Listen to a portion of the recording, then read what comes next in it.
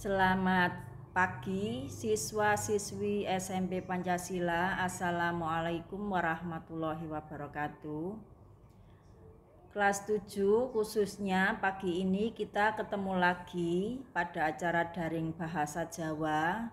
Yang akan kita pelajari kali ini temanya tentang tembung entar. Bersama saya Ibu Lili Sugiyati.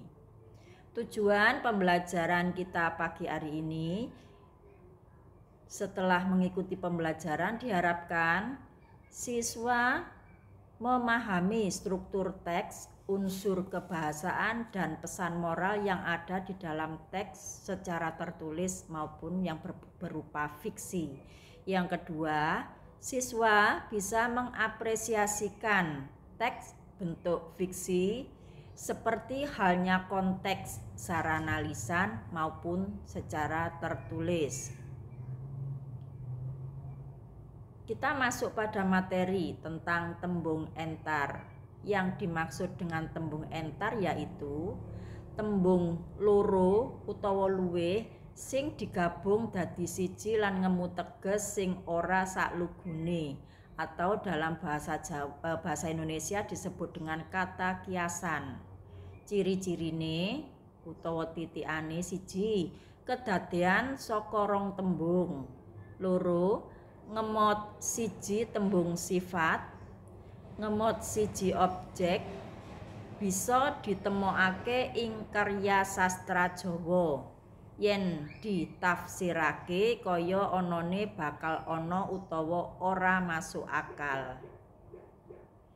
Tuladhane, abang kupinge tegese nesu, cilik atine tegese jirih, dawa tangane tegese clemer. Dawa tangane iki ndak mungkin menungso bakal dawa tangane, iki mung kata-kata kiasan. Sabanjure dasanama. Sing dimaksud dasanama yaiku tembung minangka sinonim kanggo tembung ing basa Jawa sing padha utawa meh padha tegese.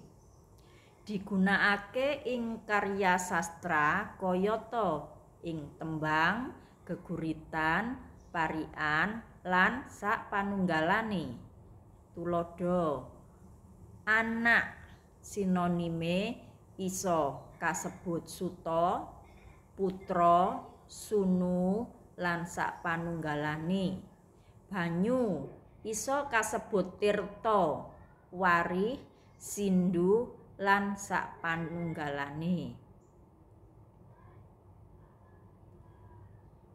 Banjur krata basa. Sing dimaksud krata basa utawa jarwa dasa yaiku negesi tembung sarana mirit swara wandane, atau dalam bahasa Indonesia mengartikan kata berdasarkan bunyi suku katanya. Tuladha, rambut tegese erame lembut, sirah isine rah lan sapanunggalane. Terus sabanjure rura basa yaiku basa sing luput utawa sing salah nanging dianggep lumrah ana ing basa padinan. Tuladhane, adang sega, sing bener ora adang sega nanging adang beras supaya dadi sega lan sapanunggalane. Sakmene dhisik siswa-siswi kelas 7 pertemuan dina iki. Muga-muga terus sehat, terus semangat. Tak akhiri, assalamualaikum warahmatullahi wabarakatuh.